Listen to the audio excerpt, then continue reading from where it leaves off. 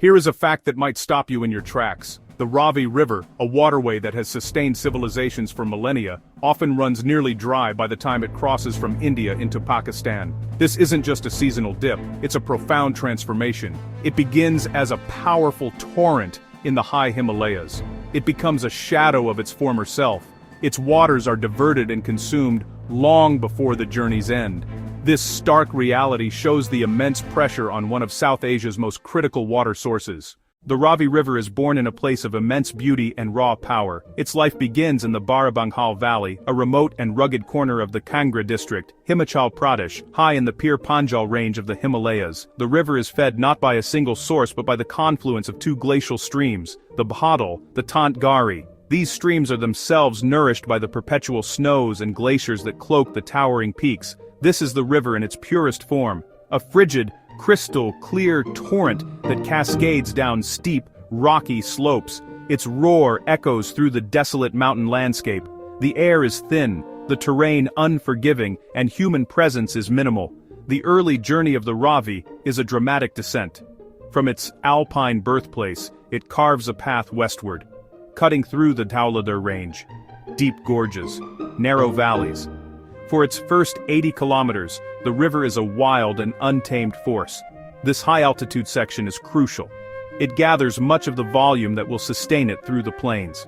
The annual cycle of snowmelt is the primary driver of its flow. As spring and early summer arrive, the vast snowpack begins to melt, releasing a massive surge of water that swells the river to its peak. This mountainous phase defines the river's character. The water is highly oxygenated and cold, supporting unique alpine ecosystems. The riverbed is a collection of boulders, stones, and coarse sand, constantly being shifted and reshaped by the powerful current. The landscape it traverses is one of dense coniferous forests, alpine meadows, and sheer rock faces. The Chamba Valley is key in the upper course. The river passes the historic town of Chamba, perched high above its right bank. Here begins the transition from a wild natural entity to a managed resource. Its steep descent invites hydroelectric projects.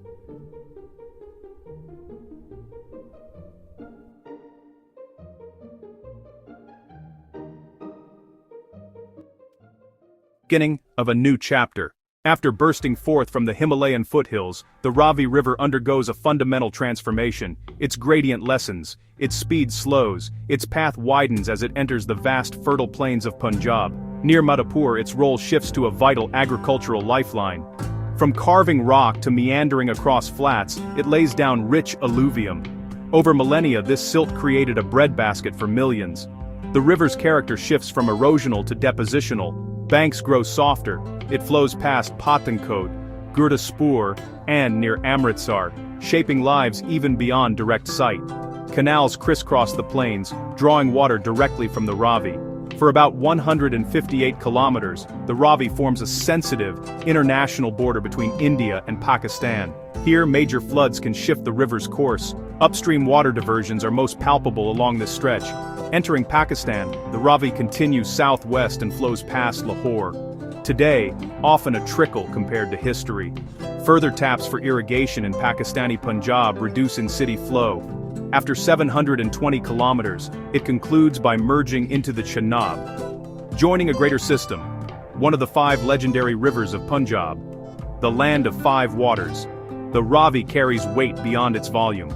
It cuts mountains, crosses plains, and is etched into political and social life on both banks. Decisions on one bank ripple to the other. International treaties and diplomatic discussions shape this shared inheritance.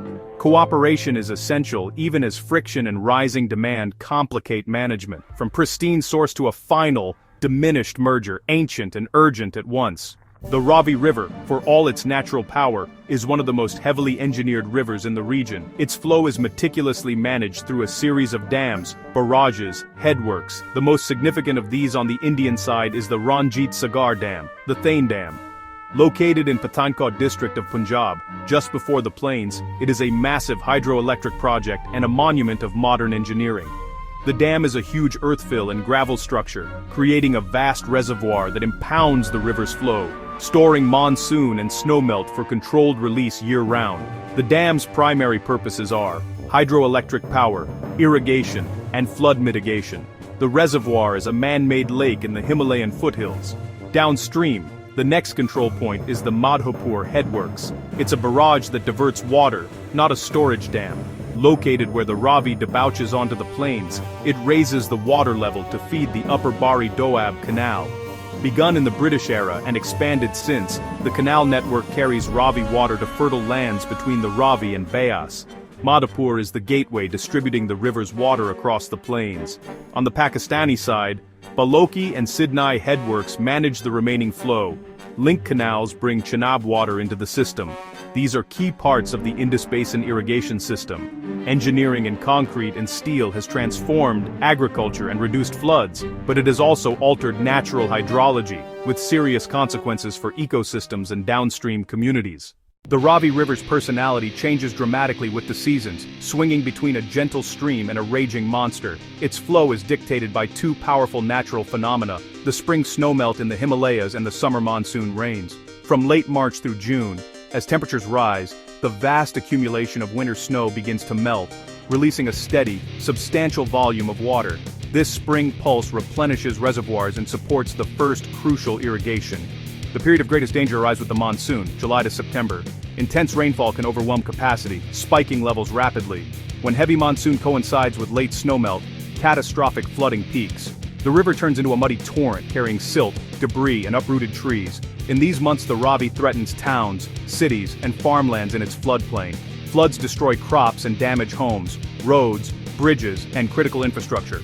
Severe bank erosion eats away valuable land and endangers settlements. Historically, major floods displace thousands despite dams and control measures.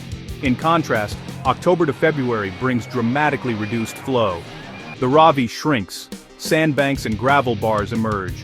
Dry months reveal the importance of storage and management. Ranjit Sagar releases and careful canal allocation sustain irrigation and urban supplies, highlighting the river's dual nature: destructive floods and precious scarcity. That's the reality of the Ravi. The Ravi's greatest contribution isn't navigation but feeding one of the world's most extensive irrigation networks. The Ravi River's journey is punctuated by settlements drawing sustenance and identity from its waters. In its upper reaches, Chamba stands as the notable hill town. Across the plains, agricultural service towns thrive on canal water. The most significant urban center on the Ravi is Lahore, a megacity whose river reach is now shallow and polluted. Upstream diversions deplete flow, untreated wastewater burdens what remains.